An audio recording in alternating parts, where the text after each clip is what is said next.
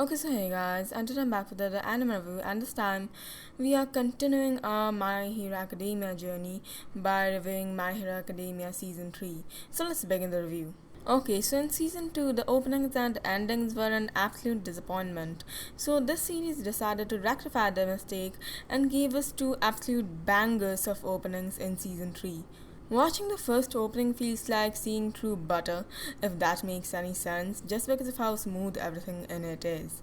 From the song, which is extremely pleasing to the ears, to the animation, which is extremely swift and fluid, to literally everything else in that opening. It just all feels so freaking smooth. The second opening is also good, but not as good as the first one in my opinion. It takes some time for it to grow on you, while the first opening makes you instantly fall in love with it. And the endings are pretty good too, but the second one was a major downgrade from the first one. The first opening and ending were amazing, and it's too bad that this season couldn't give us an opening and ending as good as those for the second half of it. Okay, so season 3 is basically dedicated to training and tests. Because of course it is. No wonder this was the worst and most boring season of My Hero Academia up until now.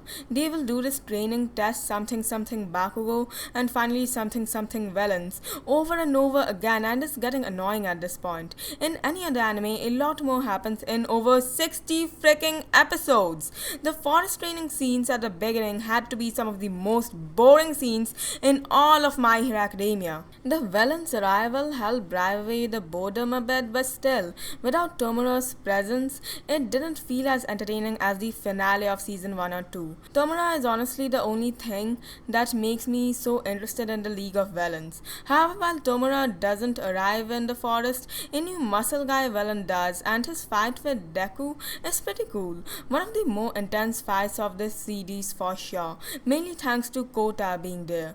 The other fights weren't as great though, but they were still pretty entertaining, and it all ends with Bakugou being captured. I really enjoyed the scenes where Bakugou and Tomura were just talking with each other, and it's just fun seeing heroes and villains having normal conversations instead of blindly fighting each other like they always do. And also, angry Tomura is scary. What's scarier though for the villains is All Might, who finally arrives to rescue Bakugou, but whoops, the Nomus also arrive and take him away once again, but he gets rescued once again. Okay, so now let's talk about All Might vs All for One.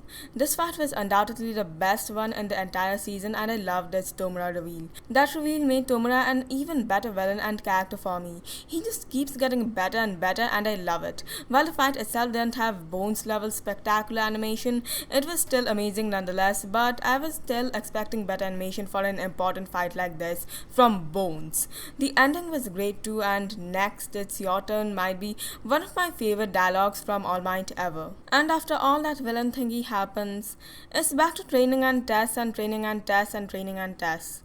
Some of the moments in those training episodes were pretty entertaining, but they were boring AF for the most part. And the worst part is, even the season finale is not something cool or special, but just heroes fighting another hero, which is basically training. Why wasn't Deku vs Bakugou the finale of the season? That had amazing animation and everything, and also made Bakugou's character even better. The Deku vs Bakugou fight was my favorite moment from the season.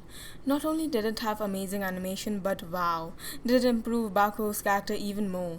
They even did this Bakugou character improvement at the end of season 2, and they continued that trend with season 3. Hope they continue this trend on the later seasons too, because the Deku and Bakugou character moments are absolutely amazingly action-packed and well-crafted. Rating 8 out of 10. Best episode, episode 23.